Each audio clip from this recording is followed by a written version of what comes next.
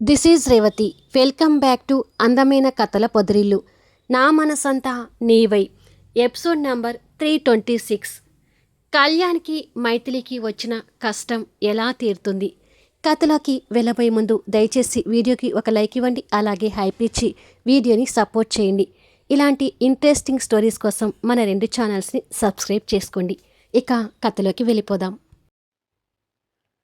మైథిలికి కార్లో పిల్లలు కనిపించకపోయేసరికి చెర్రీ, అన్వి అంటూ పిలుస్తుంటుంది. అక్కడ జనసంచారం కూడా మామూలుగానే ఉంటుంది. పైగా ఈవినింగ్ 6 అవడంతో జనసంచారం ఇంకా తగ్గి అక్కడి ప్రదేశం కొంచెం నిర్మానుషంగా ఉంటుంది. ఎటు చూసినా పిల్లలు కనిపించకపోయేసరికి మైథిలిలో టెన్షన్ పెరుగుతూ, పిల్లల్ని కారులోనే కూర్చోమని చెప్పాను కదా, ఎటు వెళ్ళి ఉంటారు అని టెన్షన్గా ఆ దరిదాపుల్లో వెతుకుతూ ఉంటుంది.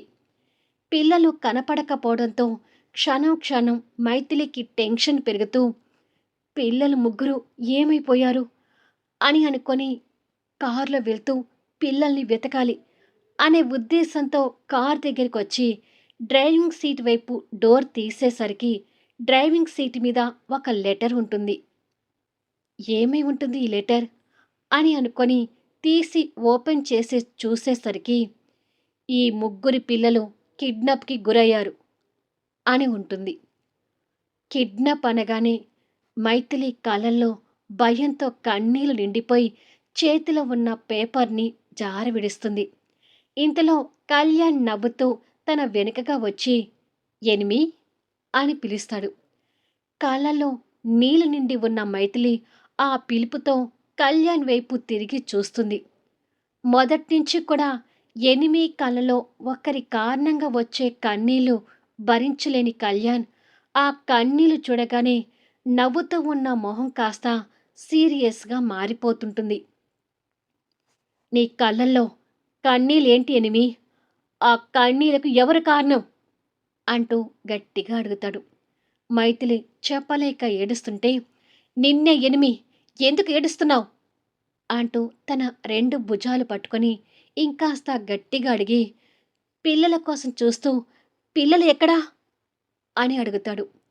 మైథిలి కింద పడ్డ పేపర్ చూపిస్తుంది. కళ్యాణ్ కిందికి చూస్తాడు. పిల్లలు కిడ్నాప్ అయ్యారు అని పేపర్ మీద ఉండటం చూసి షాక్ అవుతూ ఆ పేపర్ చేతిలోకి తీసుకుంటాడు. ఇంకేదైనా విషయమైనా ఈజీగా తీసుకుంటాడేమో కానీ పిల్లలు కిడ్నాప్ అనగానే కళ్యాణ్ వెన్నులో కూడా వణుకు పుడుతూ, మన పిల్లలు కిడ్నాప్ కావడం ఏంటి ఎనిమి అని అడుగుతాడు. అదే అర్థం కావడం లేదు కళ్యాణ్. చెర్రీ, అనుతో పాటు అన్వి కూడా ఉంది. మన పిల్లల్ని కిడ్నాప్ చేసే అవసరం ఎవరికుంది అని అడుగుతుంది. ఆ మాటతో కళ్యాణ్ ఆలోచనలు పరశురాం వైపుకు వెళ్ళి, ఇంకెవరు, ఆ పరశురామే చేసి ఉంటాడు అని అంటాడు ఆవేశంగా. ఆ పేరు చెప్పగానే మైథిలి పిల్లల గురించి ఇంకా ఎక్కువ భయపడుతుంటుంది. నీ కళ్ళల్లో కన్నీటికి కారణమై మన పిల్లని కిడ్నాప్ చేసిన వాడిని ఊరికనే వదలను, పద వాడిని నిలదీద్దాం అని చెప్పి కళ్యాణ్ ఆవేశంగా కారులో కూర్చొని కారు స్టార్ట్ చేస్తుండగానే మైథిలి కూడా వచ్చి పక్కన కూర్చుంటుంది. సీట్ బెల్ట్ పెట్టుకో మైథిలి అని చెప్పి కార్ని రయ్యన రోడ్డు మీదికి దూసుకు వెళ్తుంటాడు. కాసేపటికి ఇద్దరు పరశురాం ఇంటికి చేరతారు. పరశురాం కాలు మీద కాలు వేసుకుని తాపీగా టీవీ చూస్తుంటే భానుమతి కిచెన్లో వంట చేసే పనిలో ఉంటుంది. పరశురాం వాళ్ళని చూసి కూడా నిర్లక్ష్యంగా టీవీ రిమోట్ మారుస్తుంటే, రే పరశురాం అంటూ గర్జిస్తాడు కళ్యాణ్. ఆ అరుపుకి కిచెన్లో ఉన్న భానుమతి ఉలిక్కి పడితే, వీడు మాత్రం టీవీ చూస్తూ, ఏంటి నా ఇంటికొచ్చి అరుస్తున్నావు అని అడుగుతాడు. రేయ్ నిన్ను అంటూ కళ్యాణ్ ఆవేశంగా వచ్చి వాడి షర్ట్ కాలర్ పట్టుకొని వాడి చెంప మీద నుంచి పిడికిలి గుద్దు ఇస్తాడు. ఆ ఫోర్స్కి పరశురాం ఓ పక్కకు వెళ్ళి కింద పట్టం చూస్తూ భానుమతి అక్కడికి వస్తుంది. అదంతా చూస్తూ భానుమతి ఆశ్చర్యపోతుంటే పరశురామ్కి కళ్యాణ్ దెబ్బ వల్ల పెదవి చిట్లి రక్తం కారుతుండగా చేతితో రక్తం తుడుచుకొని ఏ మాత్రం జంకకుండా నిర్లక్ష్యంగా ఆ రక్తాన్ని చూసుకుంటున్నాడు. ఏమైంది కళ్యాణ్? అమ్మ మైథిలి ఏమైంది? అని అడుగుతుంది భానుమతి కన్నీళ్లు పెడుతున్న మైథిలిని చూస్తూ. మీ భర్త మా పిల్లల్ని కిడ్నాప్ చేశాడు అని కన్నీళ్లు పెడుతూ చెప్తుంది మైథిలి. ఎస్, నేనే కిడ్నాప్ చేశాను అంటూ ఒక్క మెరుపు వేగంతో కింద పడ్డ పరశురాం లేచి నిలబడతాడు. భర్త మాటలకు షాక్ అవుతూ, చివరికి ఇంత దుర్మార్గాన్ని కూడా పాల్పడ్డారా అని అడుగుతుంది భానుమతి. నువ్వు మాట్లాడుకో అంటూ భార్యని కసిరించి, చూడు కళ్యాణ్, ఇప్పుడు నన్ను పిచ్చి కొట్టుడు కొట్టి కిడ్నాప్ అయిన పిల్లలు ఎక్కడ ఉన్నారో తెలుసుకోవాలి అనుకుంటున్నావేమో. అది జరగని పని. చావో బతుకో, చివరికి నేను చచ్చైనా నీ మీద గెలవాలని డిసైడ్ అయ్యే ఈ కిడ్నాప్కి దిగాను. సో నన్ను చావగొట్టిన కిడ్నాప్ అయిన పిల్లలు ఎక్కడ ఉన్నారు అనేది చెప్పను. పోలీస్ కంప్లైంట్ ఇచ్చి థర్డ్ డిగ్రీ నా మీద ప్రదర్శించినా చివరికి ప్రాణాలు విడుస్తాను, కానీ పిల్లల అడ్రస్ మాత్రం చెప్పను. ఒకవేళ నీ దెబ్బలతో లేక పోలీస్ దెబ్బలకో నేను చచ్చిపోతే రేపు ఉదయం 7 గంటలకి పిల్లల కిడ్నాప్ చేసిన రౌడీలకి నా దగ్గర నుంచి ఎలాంటి సమాచారం రాకపోతే ముగ్గురు పిల్లలు శవాలు కూడా దొరకకుండా చంపేసి పాతి పెట్టమని చెప్పాను.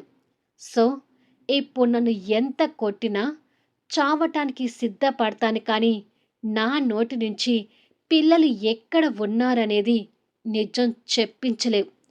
నేను చచ్చాను అంటే అక్కడ రేపు ఉదయానికి మీ పిల్లల ముగ్గురు కూడా అని మాట్లాడబోతుంటే ఆ పదం బయటికి రానివ్వకుండా కళ్యాణ్ వాడి గొంతు నొక్కుతుంటాడు. కళ్యాణ్ ఆవేశానికి వాడిని ఎక్కడ చంపుతాడేమోనని మైథిలి భయపడుతుంటుంది. వాడు చస్తే పిల్లల ప్రాణాలు డేంజర్లో పడ్డట్టే అని మైథిలికి మధ్యలో ఉండిపోయి, ఆగు కళ్యాణ్, వాడిని చంపకు, వాడు చస్తే మన పిల్లలు డేంజర్లో పడతారు అంటూ కళ్యాణ్ని వెనక్కి గుంజుతుంది.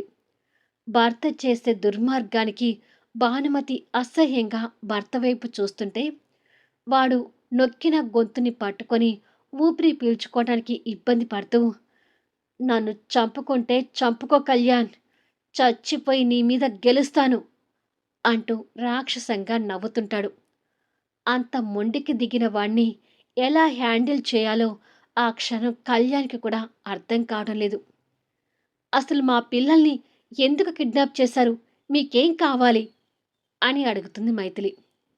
ఐశ్వర్య ఇండస్ట్రీస్కు సంబంధించిన టోటల్ ఆస్తులన్నీ నా పేరు మీద రాయాలి.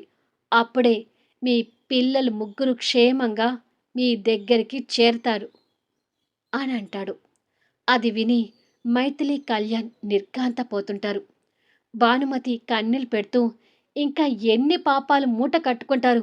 మీ ఆస్తులు పోగొట్టుకొని పరుల ఆస్తి మీద ఎందుకు ఆశ పెంచుకుంటున్నారు అని అడుగుతుంది. నువ్వు మాట్లాడొద్దని అన్నానా అని భార్య మీద సీరియస్ అయి, నీకు నీ పిల్లలు కావాలంటే ఐశ్వర్య గ్రూప్ ఆఫ్ ఇండస్ట్రీస్ ఆస్తులు నాకు చెందాలి. అలా అయితేనే మీ పిల్లలు నీ దగ్గరికి చేరతారు కళ్యాణ్ అంటాడు పరశురాం రెట్టించిన వాయిస్తో.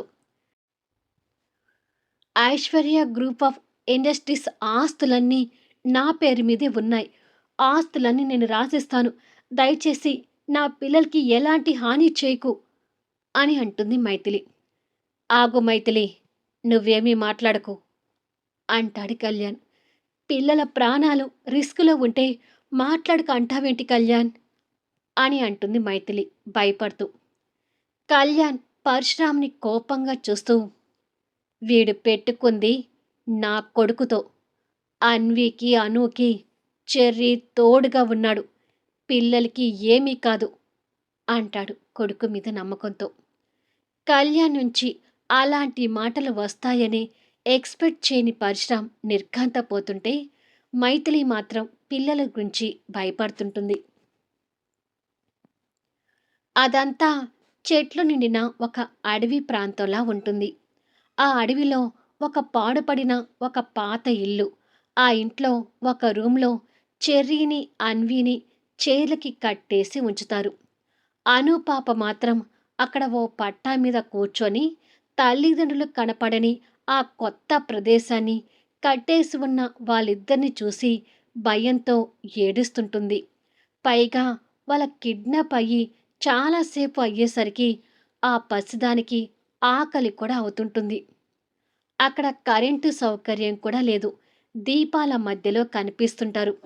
ఆ రూమ్ బయట ఓ 10 మంది వరకు రౌడీలు కూర్చొని పేకాట ఆడుతూ తాగుతుంటారు. అనుపాప ఏడుస్తున్నా వాళ్ళు కాస్త కూడా చలించటం లేదు. చెల్లెలు ఏడుపు చూస్తున్న చెర్రీకి మాత్రం రక్తం ఉడికిపోతుంటుంది. అనుపాప ఏడుస్తుంటే అన్వి కూడా బాధపడుతూ ఆ ప్రదేశాన్ని, ఆ రౌడీలను చూసి భయంతో ఏడుస్తుంటుంది. ఒక అనుపాప ఏడుపుకే కాదు, అన్వి ఏడుపుని కూడా చెర్రీ తట్టుకోలేకపోతుంటాడు. రౌడీలు పేకాటాడుతూ, అబ్బా! దోమలు చంపుకు తింటున్నాయిరా! మనల్ని మనశ్శాంతిగా ఆడుకొనివ్వడంలేదు అని అనుకుంటారు. దోమల బాధ కాదురా! ఆ పసిదాని ఏడుపు కూడా భరించలేకపోతున్నాను అంటాడు వాళ్ళలో ఒకడు. వాళ్ళలో ఒకడు మందు సిప్ చేసి, ఆ పాపకి ఆకలై ఏడుస్తుంది. కనీసం ఓ 2 బిస్కెట్ ప్యాకెట్స్ అయినా తీసుకొచ్చి వాళ్ళకి ఇస్తే పోతుందేమో అని అంటాడు. ఆ పరిశ్రమ నుంచి మనకి ఎలాంటి ఫోన్ కాల్ రాకపోతే రేపు ఉదయం 7 గంటలకి ఆ పిల్లల్ని చంపేసి పాతి పెట్టేయమన్నాడు కదా! ఇక ఆ మాత్రానికి వాళ్ళకి బిస్కెట్లు ఇవ్వడం ఎందుకులే. ఒకవేళ అతని దగ్గర నుంచి సమాచారం అందినప్పుడు అప్పుడు పిల్లలకి ఏమైనా పెట్టొచ్చులే అంటాడు ఇంకొకడు. ఆ మాటలు చెర్రీ చెవులో పడి చెల్లెల గురించి, అన్వి గురించి భయపడుతుంటాడు. అబ్బా! ఈ దోమల బాధ భరించలేకపోతున్నాం. అక్కడ దోమల హిట్టుంది. తీసుకొచ్చి కొట్టరా అంటాడు వాళ్ళలో ఒకడు.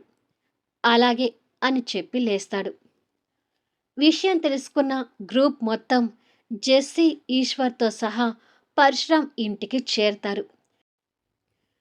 కానీ ఎంతమంది చేరినా వాడిని ఏమీ చేయలేకపోతుంటారు. పిల్లలు ఎక్కడున్నారో తెలుసుకోవడం కోసమైనా వాడు బతికి ఉండాలి కదా అనే ఉద్దేశంతో కోపాన్ని అణుచుకుంటూ ఆగుతున్నారు.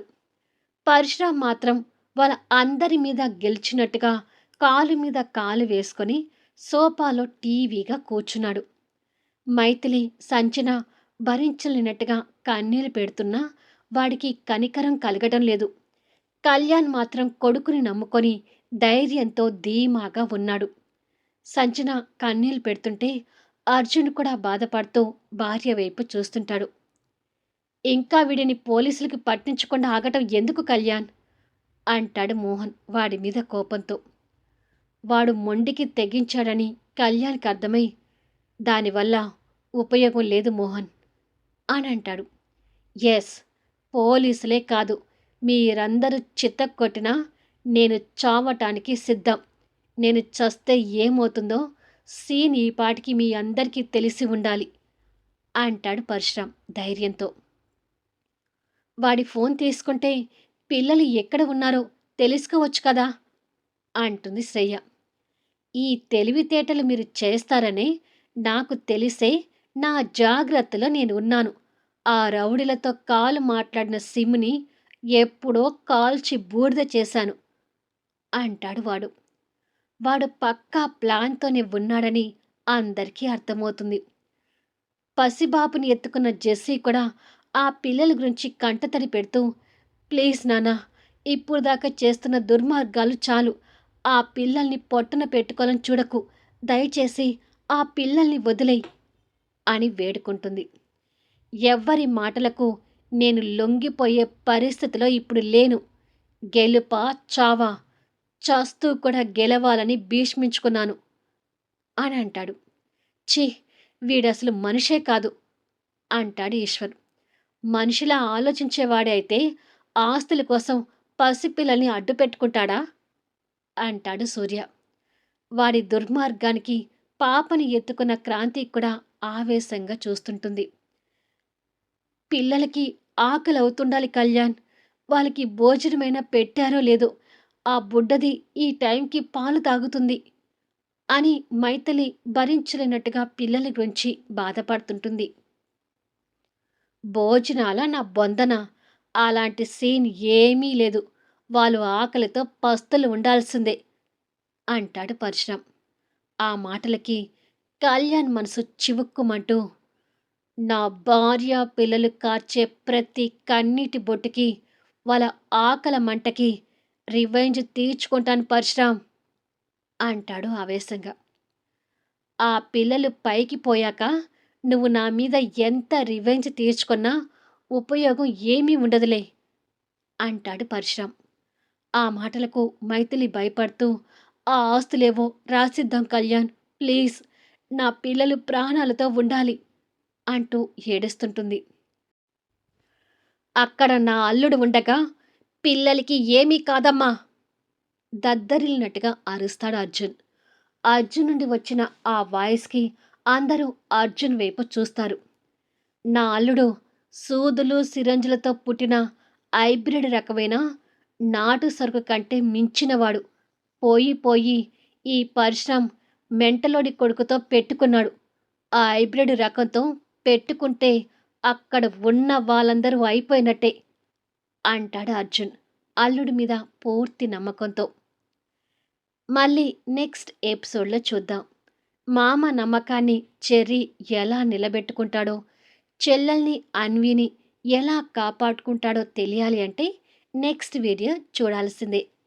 కథ నచ్చితే దయచేసి లైక్ చేయండి, హైప్ ఇవ్వండి, మీ అమూల్యమైన కామెంట్స్ షేర్ చేయండి. Thank you for లీజనింగ్.